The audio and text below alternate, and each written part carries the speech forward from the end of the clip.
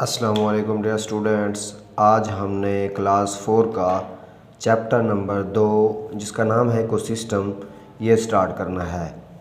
Ecosystem ये chapter का नाम है, इसका नाम है इकोसिस्टम। तो सबसे पहले हम इकोसिस्टम के बारे में जानेंगे, ये क्या होता है, इसका क्या मतलब है। सबसे पहले हम देखते हैं इकोसिस्टम के बारे में, इसकी डेफिनेशन करते हैं। डेफिनेशन इसकी क्या है? The living and non living components of an environment are known as ecosystem. यानी कि एक जो इन्वायरमेंट उसके जो लिविंग और नॉन लिविंग कंपोनेंट हैं वो क्या कहलाते हैं? लिविंग और नॉन लिविंग कंपोनेंट मिलकर एक सिस्टम बनाते हैं, जिसे हम नाम देते हैं इकोसिस्टम का। अब इसकी एग्जांपल क्या होगी? फॉरेस्ट, जंगल की एग्जांपल ले लेते हैं। इसमें जानदार भी आ जाता है, इसमें बेजान भी आ जाता है। जैसे जंगल है ना, जंगल में मतलब जानदार चीज़ें भी होती हैं और बेजान चीज़ें भी होती हैं। इसके बाद ग्रास लैंड, जो घास का मैदान होता है, वहाँ पे भी जानदार चीज़ें होती हैं और बेजान चीज़ें होती हैं। इसके बाद राइवर है, दरिया में भी दरिया में पानी होता है और बहुत सारी चीज़ें होती हैं। मिसाल के तौर पर बैरी जहाज़ चल रहे तो वो बेजान है। इसके बाद पॉन्ड्स, तालाब है, तालाब में कश्तियाँ चल रही हैं वो बेजान है। मछलियाँ हैं तो वो जानदार है। डिज़र्ट जो सहरा है, सहरा में परिंदे उड़ रहे हैं, बंदा जा रहा है तो वो जानदार हो गया, और जो मतलब उसका इलाका है वो क्या होगा? बेजान होगा। इसी तरह ये इसकी एग्जांपल है, मतलब जो लिविंग और नॉन लिविंग कंपोनेंट हैं वो जब मिलती हैं तो एक सिस्टम बनाती हैं जिसे हम नाम देते हैं इकोसिस्टम का। जिस तरह हमारे इर्द गिर्द ये सिस्टम मौजूद है। मिसाल के तौर पर आप अपना घर ही ले लो, अब वहाँ पे लिविंग थिंग्स भी हैं और नॉन लिविंग थिंग्स भी हैं। वो आपके लिए आपका इकोसिस्टम भी है, आपका इन्वायरमेंट भी है। इसके नीचे इन्वायरमेंट की तारीफ़ लिखी है, जैसा कि मैंने अभी बात किया है कि the living and non living component around an organism are called ecosystem. नहीं, यहाँ पे आएगा इन्वायरमेंट। यहाँ पे क्या आएगा? सॉरी, मुझसे ये गलती हो गई। यहाँ पे आएगा ENVIRONMENT,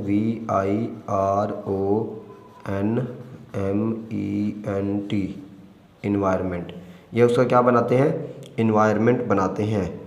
तो इसकी एग्जांपल क्या होगी?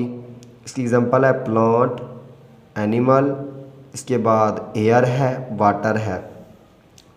कुछ जानदार चीज़ें होती हैं, कुछ बेजान चीज़ें होती हैं। तो वो इकोसिस्टम, ये जो एक ऑर्गेनिज़म के अराउंड पाए जाएंगी, उसके लिए क्या होगा? वो इन्वायरमेंट होगा उसका। और जब पूरी मतलब स्पीशीज़ हो जाएगी, ज़्यादा जानदार हो जाएंगे, तो वो क्या होगा?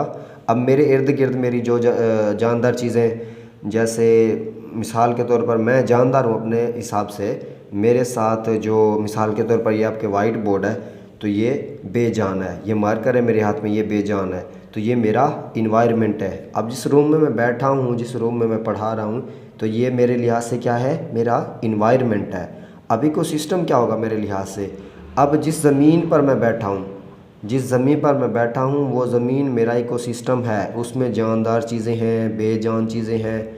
मिसाल के तौर पर मैं बैठा हूँ अगर एक मैदान में, तो वो मैदान जो है मेरा इकोसिस्टम है, वहाँ पे बहुत सारे लोग हैं, इस तरह मिसाल के तौर पर।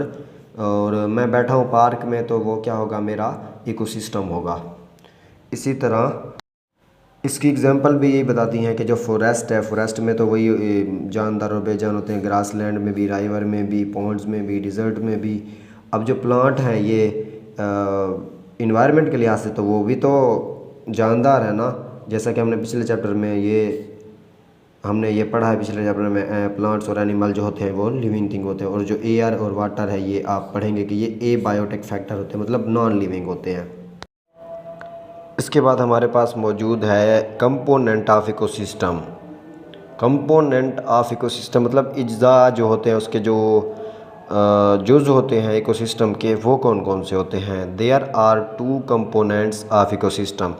इकोसिस्टम के दो बड़े अज्जा होते हैं, दो बड़े जुज़ होते हैं, कंपोनेंट जिसको कहते हैं। एक होता है बायोटिक कंपोनेंट और एक होता है एबायोटिक कंपोनेंट। अब बायोटिक कंपोनेंट का क्या मतलब है और एबायोटिक कंपोनेंट का क्या मतलब है, आइए ये जानते हैं। बायो मीन होता है ज़िंदा, मतलब जो ज़िंदा हो। बायोटिक कंपोनेंट जो लिविंग थिंग्स पर मौजूद हो। इसकी डेफिनेशन क्या बनेगी, the living component of ecosystem are called biotic component. मतलब जो लिविंग कंपोनेंट होंगे, मतलब जिनमें ज़िंदा चीज़ें होंगी, जानदार चीज़ें होंगी, वो कंपोनेंट क्या होंगे, बायोटिक कंपोनेंट होंगे। इसकी एग्जांपल क्या है, इसकी एग्जांपल में आता है प्रोड्यूसर आता है, कंज्यूमर आता है, इसके बाद डीकम्पोज़र आता है। अब हम ये तीनों नेक्स्ट लेक्चर में इंशाल्लाह डिस्कस करेंगे। आपकी बुक में भी ये मौजूद है, ये तीनों प्रोड्यूसर, कंज्यूमर और डीकम्पोज़र, ये बायोटिक होते हैं। बायो मीन जो होता है ना वो लिविंग होता है, मतलब जो ज़िंदा चीज़ें हों, इसलिए इसकी डेफिनेशन बनती है the living component of ecosystem, मतलब जो ज़िंदा कंपोनेंट हो, ज़िंदा चीज़ों वाले, मतलब जो ज़िंदा चीज़ें जिस कंपोनेंट में हो, उस इकोसिस्टम को हम क्या नाम देते हैं, बायोटिक कंपोनेंट। उस कंपोनेंट को हम क्या नाम देते हैं, बायोटिक कंपोनेंट का नाम देते हैं। इसके बाद है एबायोटिक कंपोनेंट। अब बायोटिक के पहले ए आ गया तो इसका मतलब क्या होगा, इसमें नॉन लिविंग होंगी। तो इसकी डेफिनेशन क्या बनेगी, द नॉन लिविंग कंपोनेंट, जिसमें नॉन लिविंग मतलब बेजान चीज़ें, मतलब जिस जुज़ में, द नॉन लिविंग कंपोनेंट मतलब बेजान चीज़ों का जुज़ of an ecosystem are called abiotic component. इसमें क्या होती हैं, एबायोटिक मतलब बेजान चीज़ें, नॉन लिविंग होती हैं। बेजान चीज़ों को हम क्या नाम देते हैं, नॉन लिविंग का नाम देते हैं। क्या कहलाते हैं, आर कॉल्ड एबायोटिक कंपोनेंट। अब एबायोटिक कंपोनेंट में क्या है, वाटर है, सॉइल है, अर्थ है, एयर है, अर्थ है, इसके बाद कार्बन डाइऑक्साइड है, और भी बहुत सारी चीज़ें हैं, ETC। तो ये था हमारा आज का जो बेसिक इंट्रोडक्शन था, उसके साथ हमने बायो इकोसिस्टम पढ़ा है। इकोसिस्टम के बाद हमने एक इन्वायरमेंट की तारीफ़ की है। इन्वायरमेंट की तारीफ़ के बाद हमने इकोसिस्टम के कंपोनेंट को डिस्कस किया है।